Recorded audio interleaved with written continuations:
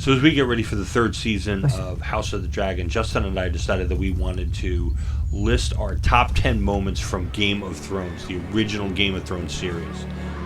And it was fun going back and taking a look and seeing the moments that really kind of spoke to each one of us.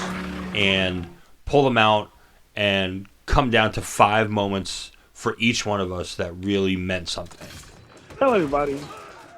It's me, Justin, and I'm here to give you my top 5 moments of my favorite show of all time, Game of Thrones, especially as we prepare for Season 3 of House of the Dragon. This one's a girl, you idiot. Dressed as a boy. Why? Safer to travel, my lord. Smart. Get these prisoners to work. Bring the girl. I need a new cupbearer.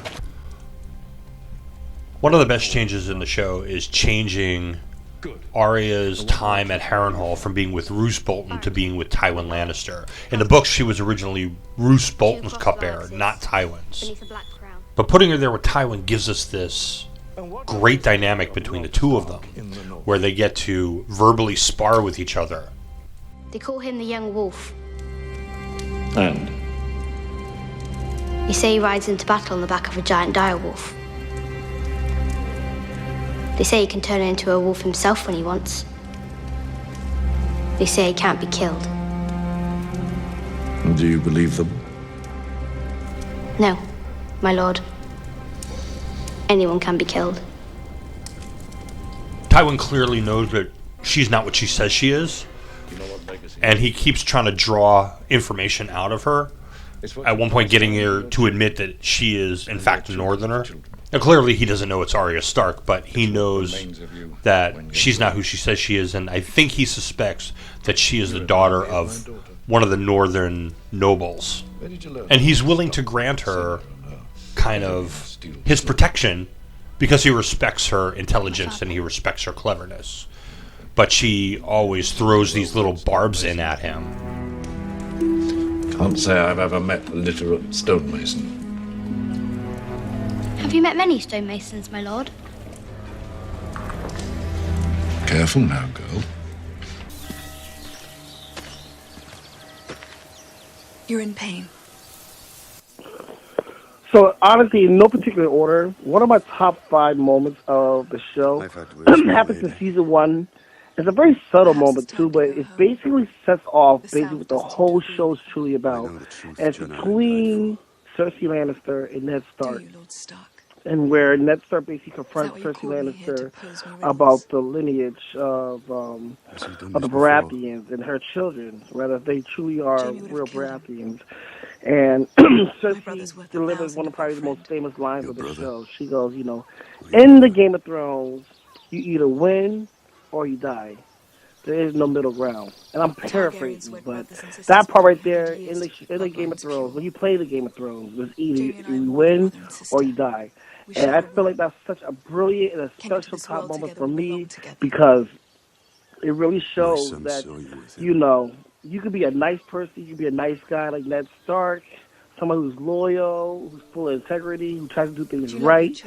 But if you're not playing the game right, if you're not a true player, we got players like Littlefinger, Cersei, Queen Marjorie, and you're doing things, you're gonna lose. And by losing, it means death. So I thought that was a great way to start off the series and let you know that if you want to play, you gotta have no holds back. I've made many mistakes in my life, but that wasn't one of them. Oh, but it was. When you play the Game of Thrones, you win or you die. Sir Brienne of Tarth defeated the Hound. All right, so I know that everybody's going to think it's kind of weird that I'm picking an episode from Season 8, which is undoubtedly the worst season of Game of Thrones, but women can't be knights. This episode, the second of the Seven Kingdoms, is really great because it does what Game of Thrones does at its peak, and that's spend time with characters. And we find that this is the night before the battle. Everybody's getting ready. They're waiting for the Night King and his army to show up. Any knight can make another knight. And so Tormund makes one of his comments about Brienne that he would knight her if he was a king. And Jaime mentions the fact that you don't need a king. Do you want to be a knight or not? And so Jaime calls Brienne up and offers to knight her. Kneel. And one of my favorite moments here is that Brienne takes a moment to look at Podrick. And I really love Daniel Portman's choice here, because she looks at him and he looks back at her with a smile on his face, and he gives the very faintest of nods. Not to give her permission, but to just acknowledge the fact that she has earned this. And then we see Jaime actually give the oath.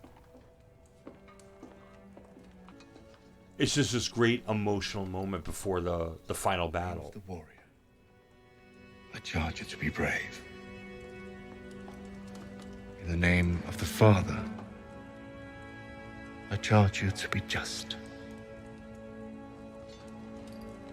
In the name of the Mother, I charge you to defend the innocent.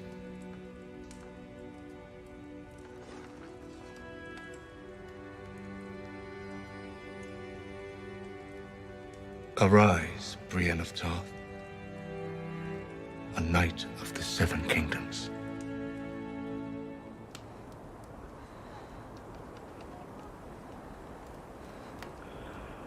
Another top 5 moment for me in Game of Thrones, believe it or not, happens in the season finale of the dreadful season 7. I know, you guys. I can hear you guys right now, but hear me out.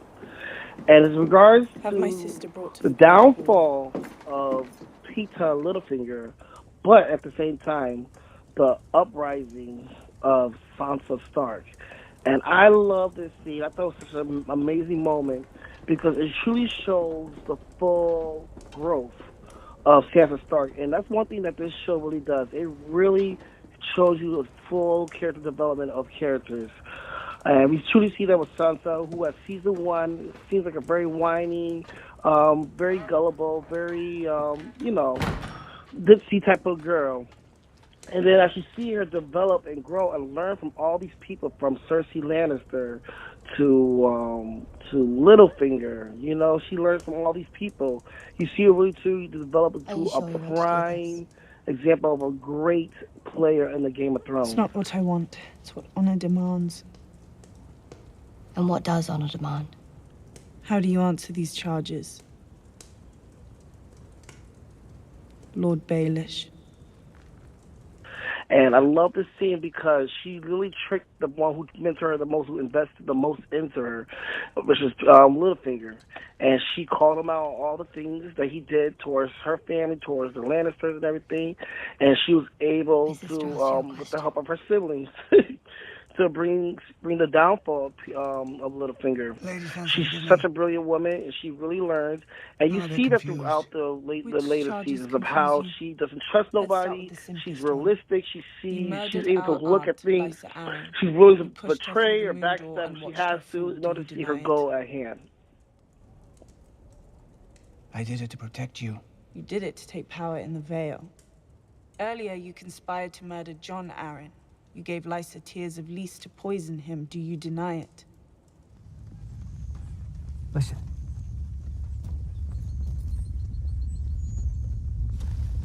So for 7 seasons, we've been hearing the fear in the Westerosi about what would happen if the Dothraki showed up on the shores of Westeros. Way back in season 1, Robert Baratheon talked about a Dothraki horde. And Oberyn Martell mentioned that he had seen the Dothraki. But we haven't seen them really in battle the way that we're going to see them in this episode. This is Spoils of War, and Jaime Lannister is leading the loot train out of Highgarden back to King's Landing, and they're caught out in this huge valley. And Bronn hears something.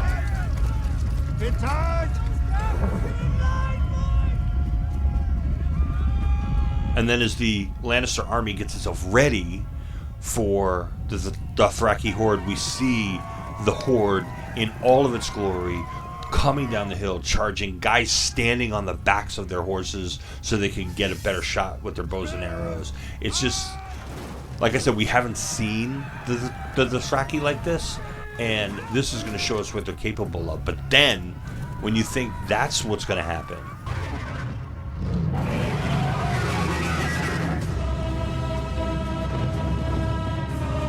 Daenerys shows up on the back of Drogon, and this changes the entire game. This is everything that the Lannisters have feared.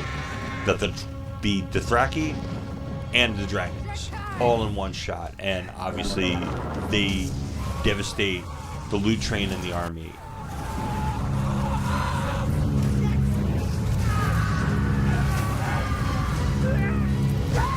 And now we're in a whole new war. I brought you a gift. It's true. He has. Who are you? I am the gift. So coming in at number 3 on my list of top Game of Thrones moments has to be I call it the crossover effect, which is Tyrion Lannister finally meeting Daenerys Targaryen in season 5. Now, before you guys get on me about this, just hear me out. Prior to this portion, and leading up to it, for the first 4 seasons, we see these big characters and their stories. You see a story with Tyrion, we see a story with Daenerys, and these big players, along with Jon Snow and Cersei and Sansa. And they have these big stories, but you never see them interact accordingly because they're from different parts of the world. Tywin Lannister with a bolt to the heart. I am the greatest Lannister killer of our time. So I should. So for someone as big as Tyrion to finally meet someone as big as Daenerys, to me, was like a mind-blowing moment. It was like a Avengers, Infinity War, or Captain America Civil War type of thing, where all these characters you never thought to collide will join together. So that really was amazing. And the fact that he came in there, but when George presented him to Daenerys, he goes, "I am the gift." And what a gift that was. I was so happy. Most of whom probably thought they could use that name to benefit themselves. I will have a very large army. And very large dragons. Killing and politics aren't always the same thing. So you want to advise me? Very well. 1,000 blades, taken from the hands of Aegon's fallen enemies, forged in the fiery breath of Balerion the Dread. There aren't 1,000 blades. There aren't even 200. I've counted. Some of the best scenes in all of Game of Thrones are these two-handers, just two people in a room talking. Think about Ned and Cersei. Think about Cersei and Robert Baratheon. Think about Daenerys and Olenna Tyrell. Think about Olenna and Tywin. Think about Tywin and Arya. All these scenes with two people in them that really exhibit the best of what these actors and what the text itself can do. And this conversation between Littlefinger and Varys in the throne room, and each one of them is trying to outmaneuver the other one. To be honest, I did feel an unmistakable sense of enjoyment there.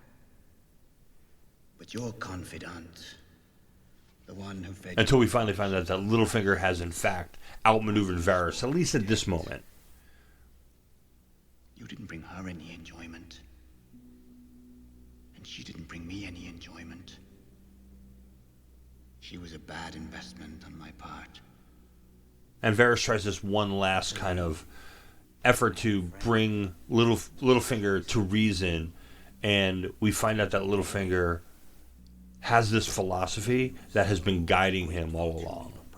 But what do we have left once we abandon the lie? Chaos. A gaping pit waiting to swallow us all. Chaos isn't a pit. Chaos is a ladder. And the cool thing about this is the name of this episode is The Climb. And not only is it talking about Littlefinger's metaphorical climb up the ladder to power, but there's a literal climb going on because Jon Snow and the wildlings are climbing the wall at this very moment. And just as Littlefinger finishes his speech, we have a quick cut to the top of the wall, and we see Ygritte coming over the top of the wall, finishing her climb. It's great.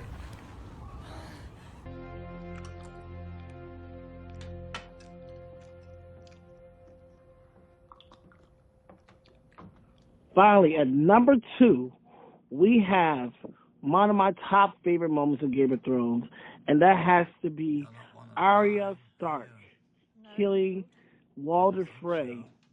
The Revenge of the Red Wedding, man. I tell you, man, for those, when you watch Game of Thrones, everybody, I wish I could see everybody's reaction when the Red Wedding happened, man. How cold and cruel and ruthless that was, man. And just the effects it had going forward with the show, especially in regards to the family and the development of the Stark family, in particular Arya. I think this really helped her really cement the fact and putting more people onto her list, and just the fact of cementing her to be a cold-hearted killer and be a good one at that. And we finally, this is one of the things I love about Game of Thrones, is they truly do the best slow burns. You finally see the rewards when you finally pay attention, not just so much pay attention, when you just be patient and let things happen. We see Arya go through her training as becoming an assassin, and other changes with the Howl and so many other people. My name is Arya Stark. I want you to know that. The last thing you're ever going to see is a Stark smiling down at you as you die. And we see in that moment when Walder Frey is looking for his son, and that handmaid is right there feeding him the pie that's made up of his son. And I love the fact, she told him, my name is Arya Stark. I want you to know that as I'm slashing your throat. And she basically, she did her thing. It was incredible. And just to see that moment, that's probably one of my most watched moments of rewinding of Game of Thrones. I love watching that scene. Such a great. And that happened in season 6, I believe. Yes, I think season 6 finale.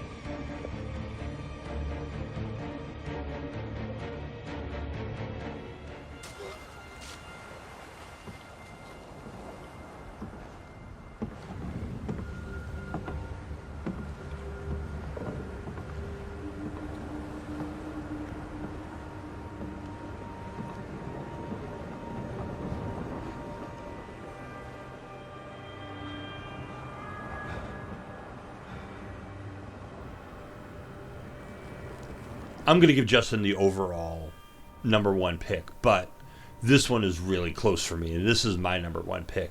And this is the episode Hardhome from season 5. Normally the big battle episodes are the second to last episode of the season. This is the third to last episode of the season. But we finally see the Night King and the Army of the Dead and what they can actually do. And they wind up defeating the Night's Watch and the people, the wildlings who are living in Hardhome. And just when you think you've seen it all, just when you think you know everything that's going to happen, the Night King shows the extent of his power. And the fact that he's just staring at Jon Snow when he's doing this, and he raises his arms up, and it's kind of a meme now, but he raises his arms up, and all of a sudden we see all of the dead in Hardhome start to rise, and now we know that they are part of the Army of the Dead. And the sense of dread that you have, that Jon Snow must have in this moment, this is another moment where we know the game has just completely changed.